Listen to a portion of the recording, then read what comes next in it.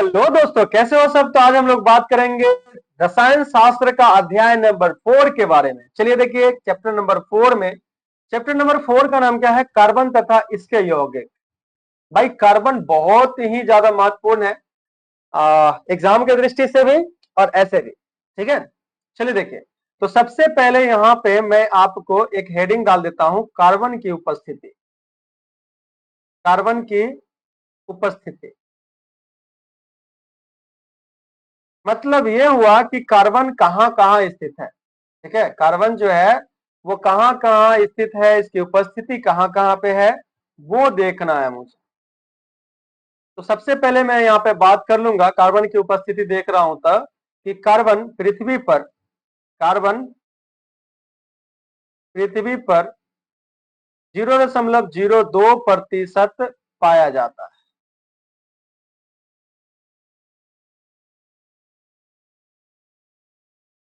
0.02% पाया जाता है। ध्यान दीजिएगा इस बात का, कहां पे पाया जाता है भाई? पृथ्वी पे पाया जाता है। चलिए अगला बात करता हूं कि कार्बन वायु में कार्बन डाइऑक्साइड के रूप में 0.03% पाया जाता है।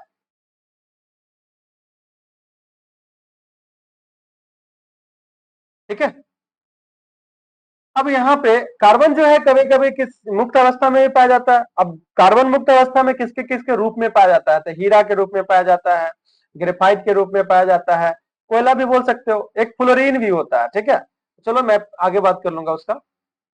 तो कार्बन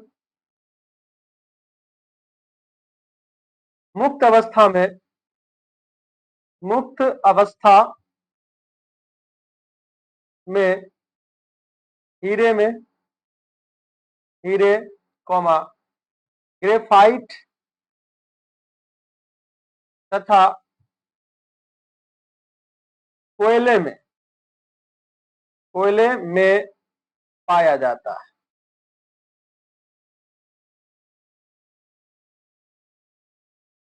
ठीक है, और वहीं अगर संयोजित अवस्था में बोले तो कार्बन जो है वो कार्बन संयोजित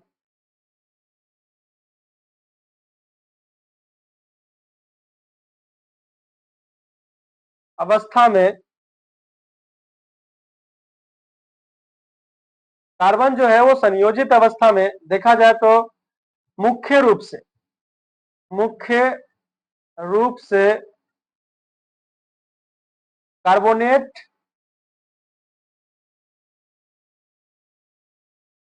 खनिजों में पाया जाता है। खनिजों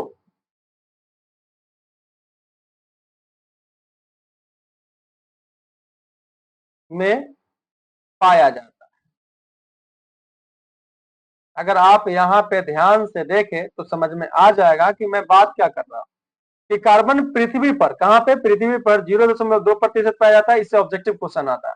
कार्बन वायु में, ठीक है, कहां पे? वायु में कार्बन डाइऑक्साइड के रूप में कितना? 0.03% पाया जाता है। कार्बन मुक्त अवस्था में हीरे, ग्रेफाइट तथा कोयले में पाया जाता है। ठीक है, के रूप में पाया जाता है, ऐसा भी लिख सकते थे। कार्बन संयोजित अवस्था में अगर देखा जाए, किस अवस्था में? संयोजित अवस्था में मुख्य रूप से कार्बोनेट खनिजों में पाया जाता है। ये बात कर लिए, ये डिस्कस हो गया। अब यहाँ पे डिस्कस ये करना है कि कार्बन से क्या क्या हुआ।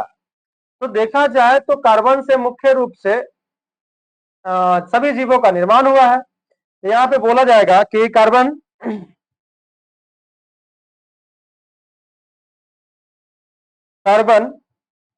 सभी जीवों के सभी जीवों के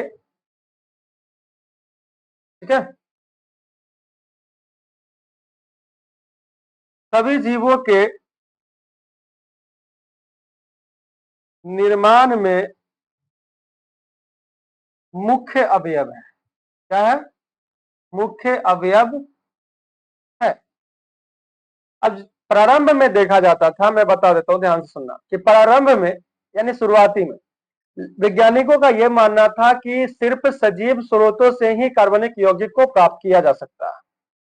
तो वही चीज, लेकिन बाद में पता चला कि लेबोरेटरी में, ठीक है, प्रयोगशाला में बहुत सारे ऑर्गेनिक कंपाउंड यानी बहुत सारे कार्बनिक यौगिक को बनाया गया। इससे फिर बाद में ये भ्रामकता टूटा कि सिर्फ सजीव स्रोतों से ही कार्बनिक यौगिक प्राप्त होता है, ये चीज टूटा। ठीक है, आता है ना, घमंड हो जाता है किसी का, मुझे घमंड था तेरे होने का, तूने वो घमंड भी तोड़ दिया। क्या कहते हैं ना, मैं जमाने से बोलता था कि मेरा नाम बदल देना जब बदले तो। ठीक है, ऐसा होता है, तुम लोग के साथ होता होगा, ये जमाने में होता है, ये जमाने के कहते हैं कि शादी नहीं किए लेकिन बाराती में नाचे बहुत है।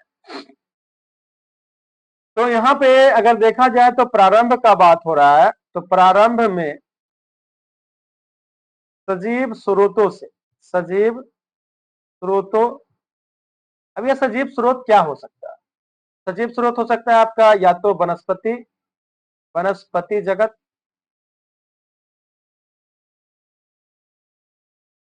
तथा प्राणी जगत हो सकता है।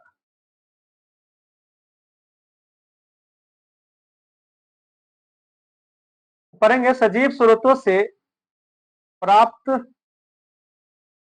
यौगिक, यौगिकों को कार्बनिक यौगिक,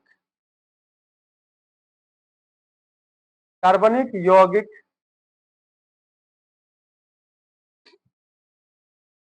कहा जाता था, कार्बनिक यौगिक कहा जाता था। ये बात आपको मतलब पूरा समझ में आ गया होगा कि क्या बात है, क्या माजरा है आखिर। ये बात समझ में आ गया कि कार्बन सभी जीवों के निर्माण में मुख्य मुख्य अवयव है। प्रारंभ में, शुरुआती दौर में अगर देखा जाए तो सजीव स्रोतों से, सजीव स्रोतों से प्राप्त यौगिकों को, प्राप्त यौगिकों को कार्बनिक यौगिक कहा जाता था, कार्बनिक यौगिक कहा जाता था। ठीक है, जैसे में अगर मैं यहाँ पे बात करूं,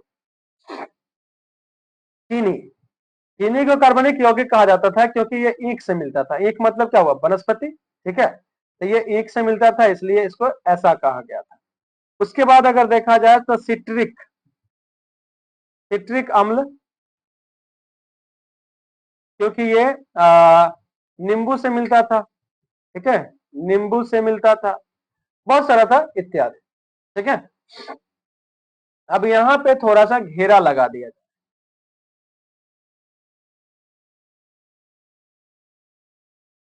मैं आगे कार्बन के बारे में भी पढ़ूंगा, ध्यान दूंगा, पढ़ूंगा पढ़ाऊंगा, एक ही चीज हुआ। चलिए ठीक है, यहाँ पे अब हम लोग बात करते हैं कार्बन के बारे में। ठीक है, अब हम लोग बात करेंगे किसके बारे में, कार्बन के बारे में। अच्छा बताओ, कार्बन को किससे संकेत किया जाता है? तो कार्बन को सी से संकेत किया जाता है। कार्बन को सी से, ये सी लग रहा है कि लग रहा है आ लिखा हुआ है उल्टा, सी से संकेत किया जाता है। अभी भी किया जाता है, किया जाता था नहीं लिखा हुआ है, किया जाता है। बात समझ में आ रहा है कि नहीं आ रहा? किया जाता है, नहीं तो बेचारा कार्बन रूस जाएगा, रूस जाएगा, दिक्कत हो जाएगा। समझ में आ रहा?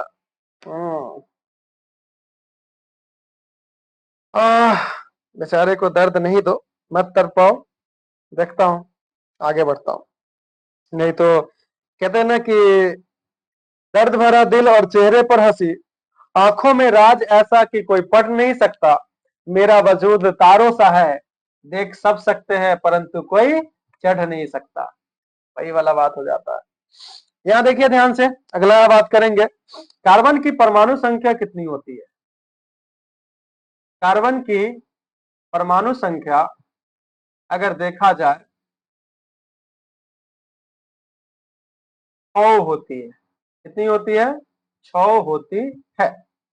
अब परमाणु संख्या जब 6 होती है तो जाहिर सी बात है पहला कक्ष में 2 इलेक्ट्रॉन आ जाएगा, दूसरा कक्ष में कितना बचा, 4 ही बचा ना, तो यानी द्वितीय कक्ष बनेगा। तो सबसे अंतिम कक्ष, सबसे अंतिम कक्ष जो हुआ, देखो यहाँ पे कार्बन जो है पहला कक्ष में 2 इलेक्ट्रॉन आ जाता है, ठीक है, पहला कक्ष में 2 इलेक्ट्रॉन आ गया, और टोटल इसके पास 6 ही इलेक्ट्रॉन है, तो 3 और 4 हो गया ना, 4 और 2 6, तो बाह्यतम कक्ष, इसको बाह्यतम कक्ष भी बोला जाएगा, इसको क्या बोला जाएगा, बाह्यतम, बाह्यतम कक्ष। अब बाह्यतम कक्ष में आप देखिए तो 4 ही इलेक्ट्रॉन है, तो बोलेंगे कि कार्बन, कार्बन की बाह्यतम,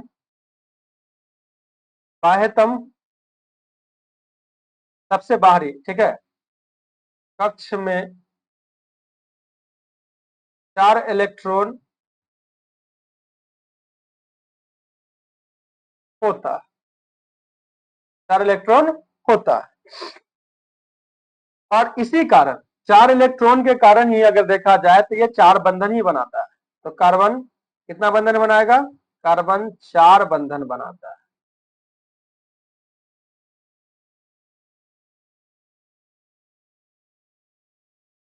ठीक है, बंधन को इंग्लिश में बॉन्ड भी कहा जाता है। अगर मैं बॉन्ड बोल दूं कभी कभी तो कंफ्यूजन नहीं होना चाहिए, आप लोगों को ध्यान रखिएगा। तो कार्बन कितना बंधन बना रहा है, 4 बंधन बना रहा है, तो इस तरह से 4 बंधन बनाएगा, इसके साथ कोई जुटेगा आके, ठीक है, समझिएगा। चलिए इतना बात समझ में तो आ गया अच्छे तरीके से। अब हम लोग यहाँ पे कार्बन के अप्रूप के बारे में बात करेंगे। क्या बात करेंगे, कार्बन के अप्रूप के बारे में। सबसे पहले यहाँ पे हेडिंग डाल दू, कार्बन का अप्रूप।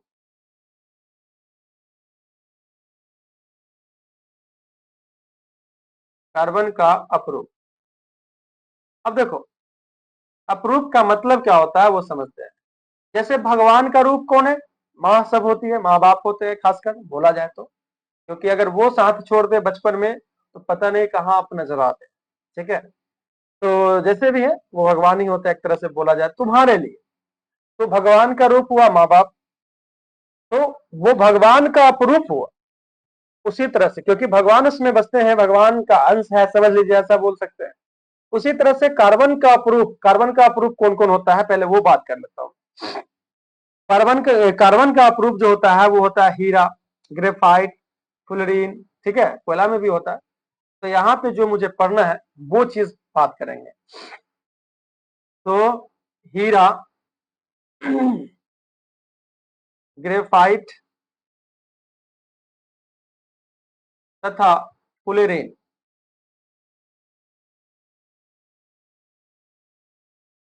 फ्लोरीन कार्बन के अपरूप है, कार्बन के अपरूप है। ये बात समझ में आया, क्या क्या, हीरा, ग्रेफाइट तथा फ्लोरीन, ये कार्बन के अपरूप है। अब यहाँ पे हीरा ग्रेफाइट में थोड़ा सा लेन देन का दिक्कत हो जाता है ना, बेचारा एक दूसरे से इसका बनता ही नहीं है। तो मैं यहाँ पे बोल दूंगा कि हीरा में, ग्रेफाइट में कार्बन परमाणुओं की जो व्यवस्था होती है वो अलग होती है। तो बोला जाएगा कि हीरा तथा ग्रेफाइट में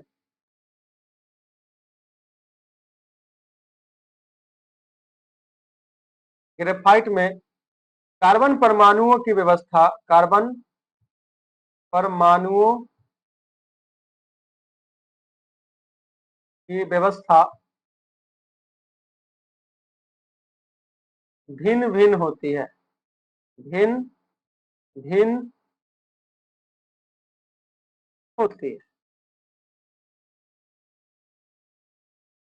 ठीक है। ये बात हो गया कि हीरा तथा ग्रेफाइट में कार्बन परमाणुओं की व्यवस्था भिन्न भिन्न होती है। इसके कारण क्या होता है कि इसके भौतिक गुण भी अलग अलग हो जाते हैं, ठीक है, इसके भौतिक गुण भी क्या हो जाते हैं, अलग अलग हो जाते हैं।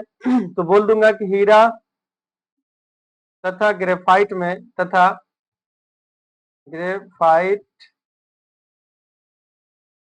के भौतिक गुणों में, भौतिक गुणों में, अब ये भौतिक गुण क्या होता है, जैसे मान लीजिए चमकना, ठीक है, ये भौतिक गुण हुआ। कठोरता, ठीक है, कोई मुलायम है कोई कठोर है, ये भौतिक गुण हुआ। समझ में आ रहा है कि नहीं? विद्युत का सुचालक है कोई, विद्युत का कुचालक है कोई, भौतिक गुण हुआ। तो ये चीज इनमें भिन्नता होती है, हीरा और तथा ग्रेफाइट के भौतिक गुणों में भिन्नता पाई जाती है, या भिन्नता होती है, भिन्नता होती है। ये बात समझ में आ रहा है? ठीक है, ये बात को आप क्या कीजिए, गांठ बांध लीजिए। ठीक है, ये बात को क्या कीजिए, गांठ बांध लीजिए कि हीरा तथा ग्रेफाइट में, हीरा तथा ग्रेफाइट में कार्बन परमाणुओं की जो व्यवस्था होती है वो भिन्न भिन्न होती है। हीरा तथा ग्रेफाइट के भौतिक गुण में भिन्नता पाई जाती है। ठीक है, और कार्बन का अप्रूप कौन कौन है, हीरा है, ग्रेफाइट है, फ्लोरीन है। इससे क्वेश्चन आता है, बहुत इजी क्वेश्चन आता है, आपको घबराने की कोई आवश्यकता नहीं है। ठीक है, कार्बन का अप्रूप कौन कौन है भाई, हीरा है, ग्रेफाइट है, फ्लोरीन है। ठीक है, ये सब कार्बन के अप्रूप है, मतलब कार्बन इनके रूप में बसता है, रहता है। अब सबसे पहला अप्रूप जो है उस पे डिस्कस कर ले। सबसे पहला अप्रूप जो है वो है आपका हीरा। हीरा ये कार्बन का अप्रूप है, तो मैं यहाँ पे लिख देता हूं कार्बन का अप्रूप।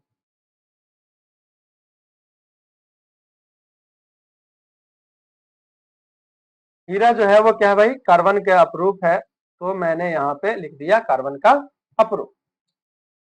अब इसमें इसका संरचना कैसा होता है, किसके कारण होता है, उस पर थोड़ा सा डिस्कस करना तो बनता है। ठीक है, समझ लीजिएगा ध्यान से।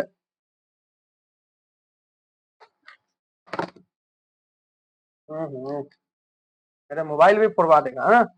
चलो देखो क्या हो जाएगा कि हीरा में अगर देखा जाए कार्बन परमाणु, ठीक है, कार्बन परमाणु त्रिविमीय,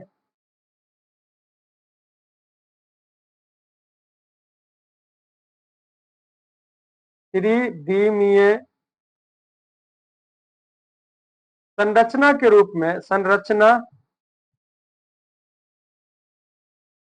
के रूप में सजे होते हैं। अब यहाँ पे त्रिविमीय क्या होता है, त्रिविमीय मतलब होता है थ्री डायमेंशन। त्रिविमीय मतलब क्या होता है, थ्री डायमेंशन। ठीक है, यानी एक्स में भी रहता है, वाई में भी रहता है और जेड में भी रहता है, उसको बोलते हैं त्रिविमीय। तो क्या होता है ना कि इधर भी रहता है परमाणु, कार्बन का परमाणु, इधर भी हो सकता है, पीछे भी हो सकता है, इस तरह का। ठीक है, ऊपर भी होता है। तो इसीलिए कहा जाता है कि हीरा में कार्बन परमाणु त्रिविमीय संरचना के रूप में सजे होते हैं, त्रिविमीय संरचना के रूप में सजे होते हैं, जिनमें जिनमें प्रत्येक कार्बन परमाणु, प्रत्येक कार्बन परमाणु अन्य चार, अन्य चार कार्बन परमाणुओं से, कार्बन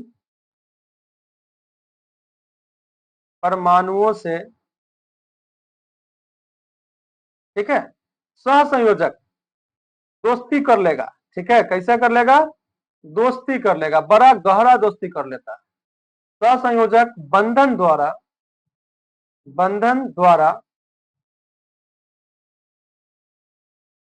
जुड़ा रहता है, बड़ा गहरा दोस्ती कर लेता है। ठीक है, ये सहसंयोजक बंधन क्या होता है, इसमें क्या होता है ना कि इलेक्ट्रॉन लेन देन करके, ठीक है, शेयर करके, साझा करके बंधन बनाता है, उसको बोलते हैं सहसंयोजक बंधन। तो यहाँ पे अगर देखिएगा कि प्रत्येक कार्बन परमाणु, ठीक है, प्रत्येक कार्बन परमाणु अन्य चार कार्बन परमाणुओं के साथ, परमाणुओं से यहाँ पे छूट गया, इससे सहसंयोजक बंधन द्वारा जुड़ा रहता है। ठीक है, सहसंयोजक बंधन द्वारा क्या रहता है, जुड़ा रहता है। यह सहसंयोजक बंधन जो है वो, ठीक है, अगर देखा जाए तो यह सहसंयोजक बंधन जो है कार्बन पर हीरा को, ठीक है, बहुत मजबूती प्रदान करता है। यह सहसंयोजक बंधन, यह सहसंयोजक बंधन हीरे की संरचना, संरचना को काफी मजबूती प्रदान करती है।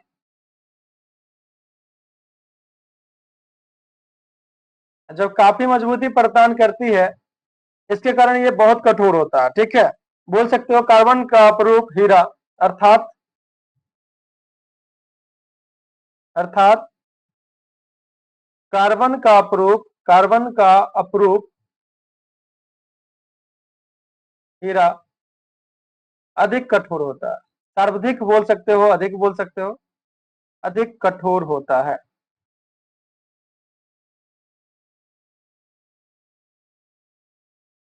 चलो, ये हो गया। यहाँ पे एक मूवी था ना जिसमें डायलॉग बोलता है कि अगर ये ओरिजिनल हीरा होता तो हथौड़ी टूट जाता है, बट हीरा नहीं टूटता है ना, इतना कठोर होता है भाई।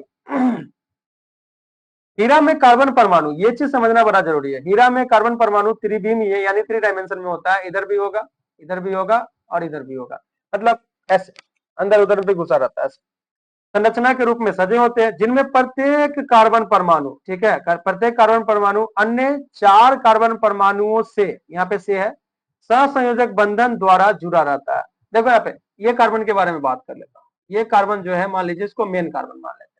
अब ये कार्बन कितना कार्बन से जुड़ा हुआ है, देखो मैंने क्या बोला, 4 अन्य कार्बन परमाणुओं से जुड़ा रहता है। 4 अन्य कार्बन परमाणुओं से जुड़ा रहता है। तो बताइए, एक ये हो गया कार्बन परमाणु, दूसरा देखो ये हो गया, ठीक, और तीसरा ये देखो, ये हो गया तीसरा। अरे एक अंदर के तरफ है, ये जो है अंदर के तरफ है, ये चौथा हो। उसी तरह से बाकी कार्बन का भी देख सकते हैं आप, ठीक है, बाकी कार्बन का भी देख सकते हैं। तो आपको मैंने यहाँ पे बता दिया कि एक जो कार्बन है, ये वो जो कार्बन है, ये 4 कार्बनों से, ठीक है, 4 कार्बनों से जुड़ा हुआ है, 4 अन्य कार्बन परमाणुओं से जुड़ा हुआ है। और ये त्रिविमीय है, ऐसे समझिएगा, इस तरह का ऊपर भी रहता है ना। तो हाँ, एक सतह में नहीं है, त्रिविमीय है ऐसे। इसके कारण इतना कठोर हो जाता है, इतना कठोर हो जाता है ना कि समझ में नहीं आता, तो सबसे कठोर हो जाता है। तो यहाँ पे वही बात मैं कर रहा हूं, ध्यान दीजिएगा, जुड़ा जुड़ा रहता है। यह सहसंयोजक बंधन जो होता है, मैंने बता दिया क्या होता है, आगे भी बताऊंगा। हीरे की संरचना को क्या है, काफी मजबूती प्रदान करती है, काफी मजबूती प्रदान करती है, अर्थात कार्बन का अपरूप हीरा, ठीक है, कार्बन का अपरूप जो हीरा, ये हीरा लिखा हुआ है, अधिक कठोर होती है। क्या होती है, अधिक कठोर होती है। तो यहाँ पे संरचना भी मैं आपको समझा दिया, ठीक है, बता दिया कि हीरा कैसा होता है। अब आगे बात करूंगा मैं, ध्यान दीजिएगा कि कार्बन के दूसरा अपरूप जो है, कार्बन का दूसरा अपरूप जो है वो क्या है, ग्रेफाइट। ठीक है, कार्बन का अपरूप ग्रेफाइट के बारे में यहाँ पे बात किया जाएगा।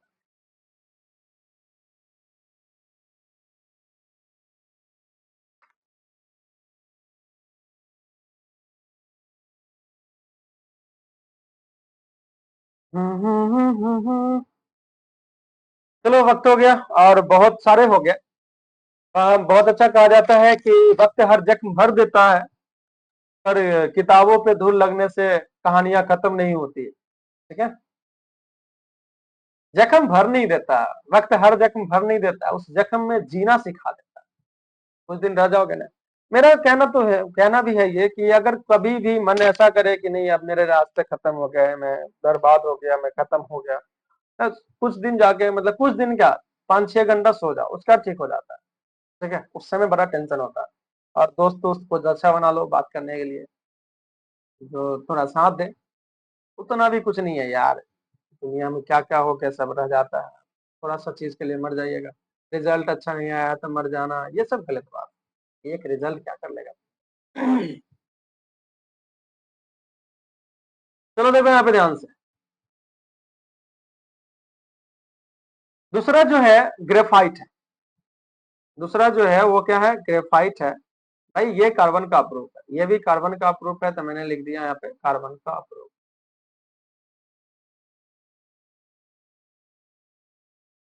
ग्रेफाइट जो होता है वो कार्बन का अपरूप होता है, तो मैंने इस तरह से लिख दिया कि कार्बन का ये अपरूप है। इसमें क्या होता है, इसका संरचना कैसा होता है, इसके बारे में बात करेंगे। ठीक है, इसका संरचना कैसा होता है वो देखेंगे। इसमें, ठीक है, प्रत्येक कार्बन परमाणु, प्रत्येक कार्बन परमाणु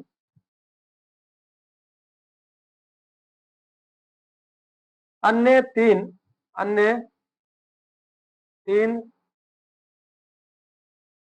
कार्बन परमाणुओं से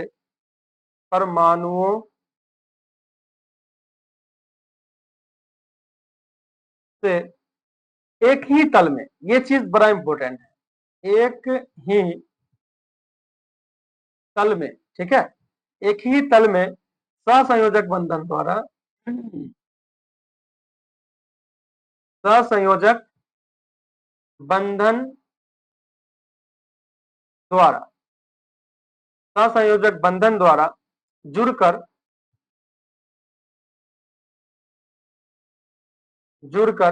षटकोणीय मतलब क्या होता है, 6 कोण वाला, ठीक है।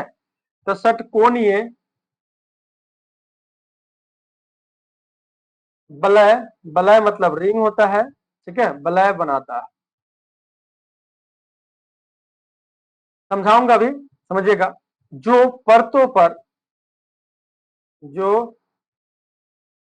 परत बाई परत होता है, ठीक है, जो परतों में व्यवस्थित होते हैं, जो परतों में व्यवस्थित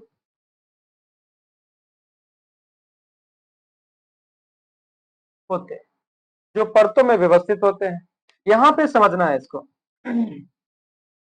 प्रत्येक कार्बन परमाणु, ठीक है, अन्य कितने 3 कार्बन परमाणुओं से 3 कार्बन परमाणुओं से एक ही तल में रहता है, अंदर बाहर नहीं रहता, अंदर बाहर नहीं रहेगा, एक ही तल में रहेगा। एक ही तल में सहसंयोजक बंधन द्वारा, ठीक है, सहसंयोजक बंधन द्वारा जुड़कर कौन सा षटकोणीय बलय बनाता है। षटकोणीय का मतलब क्या हो जाएगा, 6 कोण वाला, ठीक है, षटकोणीय बलय बनाता है। बलय मतलब रिंग हो जाता है, नहीं कहते नोज रिंग, ईयर रिंग, है ना, और क्या क्या हाथ में का रिंग भी होता है। तो ये रिंग जो हुआ ना, घेरा लग गया बस, और घेरा लग गया उसी को हिंदी में बलय बोलते हैं। तो यहाँ पे घेरा लगा देना, एकदम गोल होगा जरूरी नहीं, सुनना है कि नहीं है, ये सब नहीं होता है, नाथ देता है धके, ठीक है, पहले मतलब अति सबको नाथा जाता था। हाँ पता नहीं, छोड़ो, बोल देंगे कुछ तो बुरा लग जाएगा। षटकोणीय वलय बनाता है, ठीक है, जो परतों में व्यवस्थित होते हैं, जो परतों में व्यवस्थित होते हैं, भाई परत बाई परत होता है। देखो ये हुआ परत, ये हुआ परत, है ना, ऐसे ये भी परत होता, इस तरह का। तो चलो यहाँ पे परत तो बात कर ही लिए, परतों में व्यवस्थित होता है, वो बात तो जान गए। थोड़ा सा बात ये जानने की कोशिश करते हैं कि इसका प्रत्येक कार्बन जो है, चलो एक कार्बन ये ले लेता हूं। अब ये कार्बन कितने कार्बनों से जुड़ा हुआ है, तो यहाँ पे देखो ध्यान से, इससे जुड़ा हुआ है एक कार्बन, इससे जुड़ा हुआ है दूसरा कार्बन, और इससे जुड़ा हुआ है तीसरा कार्बन। मजे की बात तो ये है, ठीक है, मजे की बात तो ये है कि ये तीनों चारों कार्बन जो है वो एक ही तल में, ठीक है, मजे की बात यही है, ध्यान रखना कि ये कार्बन सब जो है एक ही तल में है, एक ही तल में है। और इसी कारण ये थोड़ा सा क्या होता है, ज्यादा मजबूत नहीं, इसी कारण ये ज्यादा मजबूत नहीं होता। अब सोचिएगा कि भाई कार्बन तो 4 बंधन बनाता है, यहाँ पे तो 3 ही के साथ जुड़ा हुआ था, एक कहाँ है, एक बबूरे फ्री रहता है। एक जो इलेक्ट्रॉन होता है, ठीक है, ऐसा बोल सकते हो, कार्बन परमाणु वो फ्री में रहता, मतलब घूमते रहता है। ये एक कार्बन परमाणु से दूसरे कार्बन परमाणु तक जा सकता है, तो कहा जाता है कि एक इलेक्ट्रॉन यहाँ पे फ्री है, क्योंकि 2 3 तो क्या हुआ, सहसंयोजक बंधन के निर्माण में भाग ले लिया, एक बच जाता है जो इधर से उधर करता है, और इसी के कारण इसमें विद्युत धारा और उष्मा का ये सुचालक हो जाता है, ठीक है। मैं वो भी बात पे डिस्कस कर लेता हूं, ध्यान दीजिएगा, थोड़ा सा सब्र रखिए, है ना, सब्र का फल मीठा होता है, नहीं मेहनत का फल मीठा होता है, सब्र करते रह जाइएगा, दिक्कत हो जाएगा। हाँ लेकिन उचित समय का इंतजार जरूर करना चाहिए, उचित समय लाने का कोशिश किया जाना चाहिए। चलो देखो, तो ग्रेफाइट, यहाँ पे ग्रेफाइट के बारे में थोड़ा सा डिस्कस कर लिया जाए कि ग्रेफाइट जो होता है, ग्रेफाइट के के सतह में व्यवस्थित प्रत्येक कार्बन परमाणु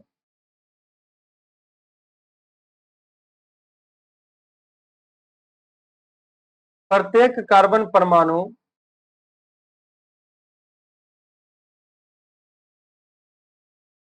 का 3 इलेक्ट्रॉन, प्रत्येक कार्बन परमाणु का 3 इलेक्ट्रॉन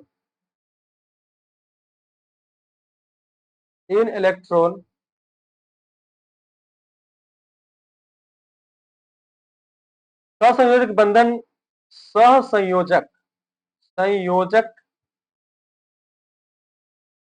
बंधन के निर्माण में, बंधन के निर्माण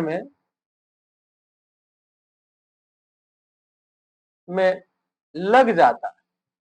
लेकिन भाई कार्बन तो 4 बंधन बनाता है, तो इसका एक इलेक्ट्रॉन कहाँ गया? यहाँ पे क्या लिखा गया देखो तो ध्यान से, 3 इलेक्ट्रॉन, ठीक है, सहसंयोजक बंधन के निर्माण में लग जाता है। तो एक इलेक्ट्रॉन जो होता है वो फ्री होता है, मुक्त होता है, मुक्त अवस्था में पाया जाता है। तथा चौथा इलेक्ट्रॉन मुक्त होता है, तथा चौथा इलेक्ट्रॉन, चौथा था लिखना,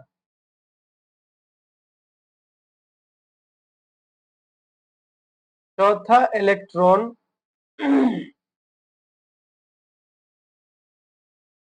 मुक्त होता है, मुक्त अवस्था में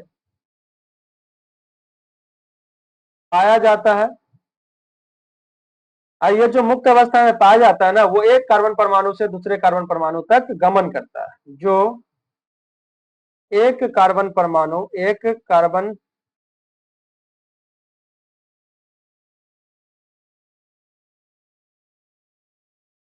से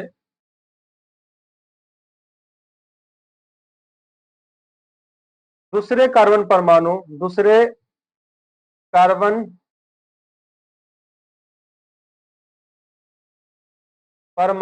तक गमन करता है, गमन करता है।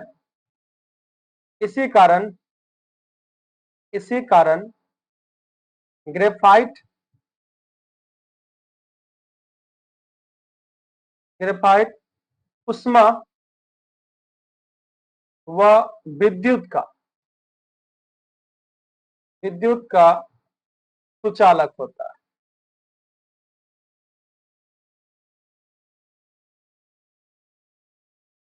ठीक है, यहाँ पे ये बात मैंने कर लिया कि ग्रेफाइट के सतह में व्यवस्थित प्रत्येक कार्बन परमाणु का 3 इलेक्ट्रॉन जो है वो सहसंयोजक बंधन के निर्माण में लग जाता है।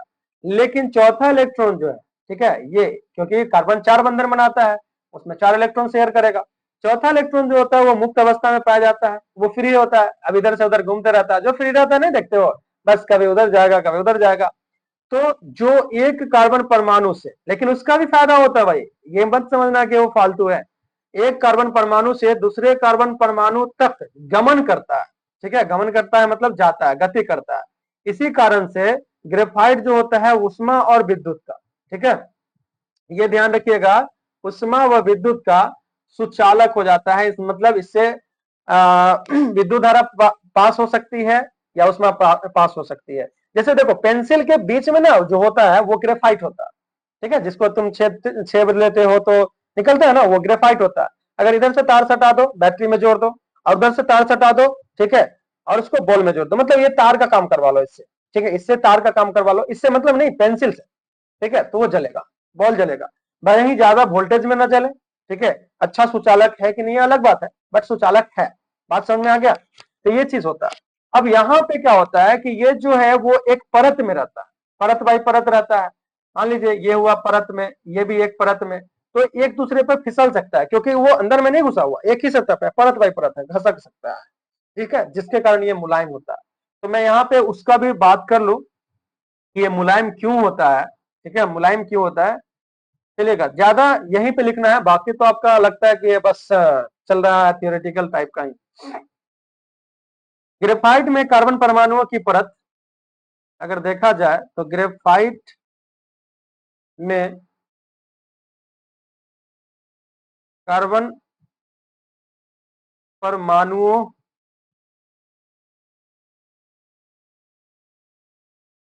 की परत, ठीक है, वो कितने परत से जुड़ा रहेगा? तो ऊपर एक परत रहेगा, एक नीचे परत रहेगा, ठीक है। अन्य दो परतों से, अन्य दो परतों के साथ दुर्बल बल, ठीक है, दुर्बल बल, इस बल का नाम है वंडर बल। वंडर बल समझिएगा ध्यान से, वंडर वॉल्स, वन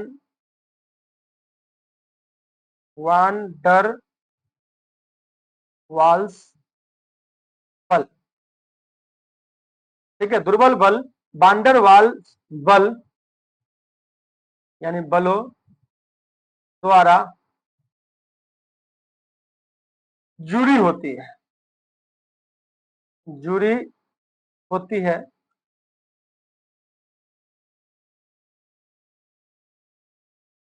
जो एक दूसरे के ऊपर, जो एक, ये परत के बारे में बात हो रहा है, ठीक है, जो एक दूसरे के ऊपर, अब बड़ा कमजोर बल के साथ जुड़ा रहता है तो एक दूसरे के ऊपर फिसल सकता है, एक दूसरे के ऊपर फिसल सकती है, फिसल सकती है, अर्थात ग्रेफाइट मुलायम होती है, अर्थात ग्रेफाइट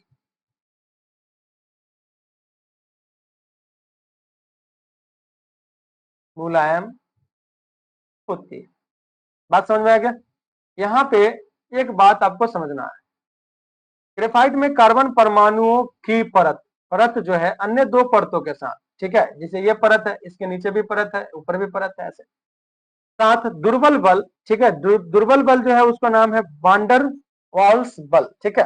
तो दुर्बल बल वांडर वाल्स बल, बलों द्वारा जुड़ी होती है, जो एक दूसरे पर, ये एक दूसरे पर कौन फिसल रहा है? एक दूसरे पे फिसल सकता है, वो परत फिसल रहा है, ठीक है। और एक दूसरे पे जब फिसल सकता है तो ये बहुत मुलायम होती है। तो ग्रेफाइट जो होता है वो मुलायम होती है, ग्रेफाइट क्या होती है? मुलायम होती है। कोई दिक्कत है? तो यहाँ पे ग्रेफाइट के बारे में हम लोग इतना डिटेल से पढ़ लिए, समझ लिए। अब आ गया फुलेरीन। अब फुलेरीन के बारे में भी समझ लीजिए तो मजा आ जाएगा, फुलेरीन के बारे में भी समझ लीजिए तो मजा आ जाएगा। तीसरा अपरूप है कार्बन का, वह है फुलेरीन। तो मैं तीसरा का भी हेडिंग यहाँ पे डाल दूं, फुलेरीन, ये भी कार्बन का अपरूप है, तो मैं यहाँ पे लिख देता हूं कार्बन का अपरूप,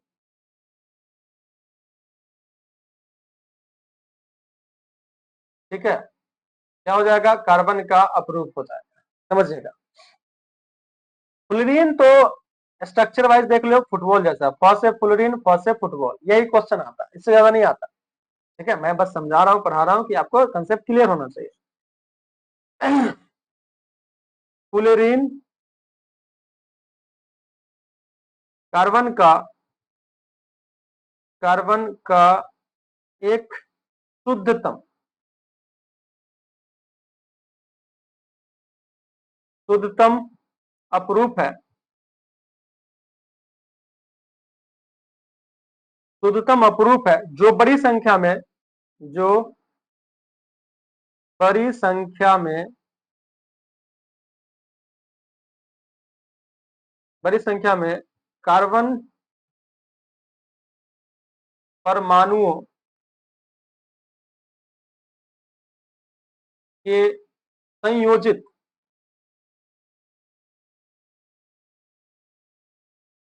होने पर, बड़ी संख्या में कार्बन परमाणुओं के संयोजित होने पर बनता है, ठीक है। मतलब इसमें कितना मतलब कार्बन परमाणु होगा? फुलेरीन में 60 कार्बन परमाणु होते हैं, ठीक है। फुलेरीन में 60 कार्बन परमाणु,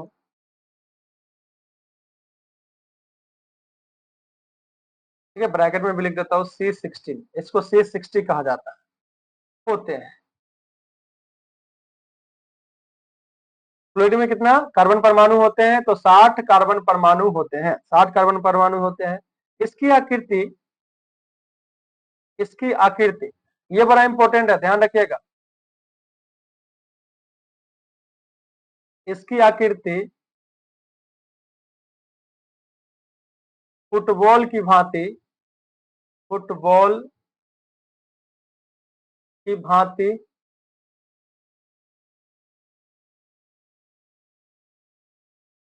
होती है। किसकी भांति होती है? फुटबॉल की भांति होती है। ये चीज हो गया। अब यहाँ पे एक खेल और है, बस क्वेश्चन इतना ही से आता है। फुटबॉल की भांति होती है, कार्बन कितना होता है, बस इतना ही आता है। लेकिन चलो कुछ बात कर लेते हैं। बकमिंस्टर नामक एक अमेरिकी शिल्पकार था, उसके नाम पे ये है। फुलेरीन, फुलेरीन की संरचना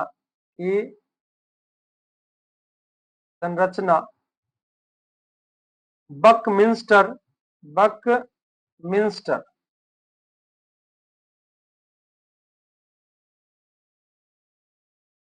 बकमिंस्टर नामक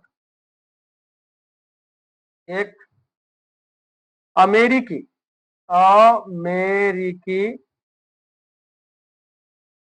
शिल्पकार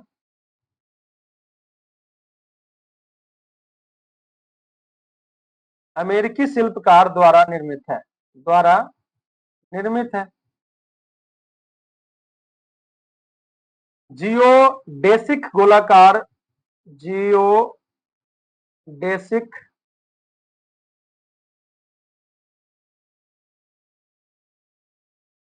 गोलाकार,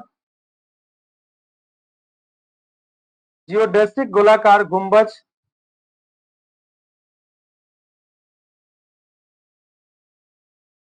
के सदृश। हाँ, मतलब देखो यहाँ पे एक चीज गलत बोला गया मेरे से कि फुलेरीन की संरचना बकमिंस्टर नामक अमेरिकी शिल्पकार ने बनाया है, ऐसा नहीं है। अमेरिकी शिल्पकार जो है बकमिंस्टर नामक, जो उससे निर्मित क्या है? जियोडेसिक गोलाकार गुंबज, और इसी के जैसा फुलेरीन होता है। ठीक है, इसी के जैसा फुलेरीन होता है, इसलिए इसके नाम पे सब उसको बोलता था। ठीक है, समझ में कि नहीं? तो फुलेरीन को अगर देखा जाए तो फुलेरीन फुलेरीन को बकमिंस्टर फुलेरीन, बकमिंस्टर फुलेरीन भी कहते हैं, बकमिंस्टर फ्लोरीन भी कहते हैं। और प्रायः इसे बक्की बॉल, ठीक है, बक्की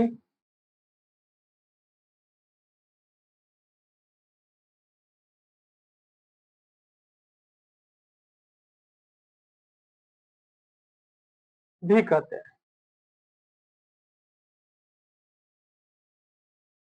चलिए देखिएगा, यहाँ पे बात कर लेता हूं मैं फिर से कि फुलेरीन कार्बन का, फुलेरीन जो है वो कार्बन का एक शुद्धतम अपरूप है। ठीक है, ये भी अपरूप होता है, ध्यान रखिएगा, जो बड़ी संख्या में कार्बन परमाणुओं के संयोजित होने से बनता है। इसमें 60 गो कार्बन परमाणु होता है, ध्यान रखिएगा, जिसके कारण इसको C60 भी कहा जाता है। इसकी आकृति फुटबॉल जैसी होती है। क्वेश्चन आएगा तो याद रखिएगा, फ से फुलेरीन, फ से फुटबॉल, फुटबॉल की भांति होती है, यह क्वेश्चन आता है। और कार्बन कितना होता है ये आता है, उससे ज्यादा नहीं आता कि भाई किसके नाम पे था ये फलाना ठिकाना, ऐसा कुछ नहीं। मैं बता देता हूं कि फुलेरीन की संरचना बकमिंस्टर नामक एक शिल्पकार था, अमेरिकी शिल्पकार था, उसने क्या बनाया हुआ था? ठीक है, जियोडेसिक, उसने क्या बनाया था? जियोडेसिक बनाया था। उसी का जैसा फ्लोरीन लगता था, इसलिए इसको बकमिंस्टर फ्लोरीन भी कहा जाता है। ठीक है, और इसे देखा जाता है बक्की बॉल भी कहा जाता है, प्रायः बक्की बॉल भी कहा जाता है। तो यहाँ पे आपको कार्बन के तीनों अप्रूफ के बारे में बात हो चुका है। ठीक है, कार्बन के तीनों अप्रूफ है, हीरा, ग्रेफाइट और फुलेरिन। कोई दिक्कत, कोई डाउट है इसमें? नहीं। तो thank you so much, I hope आप लोग को अच्छा लगा होगा। और आगे का क्लास आगे होगे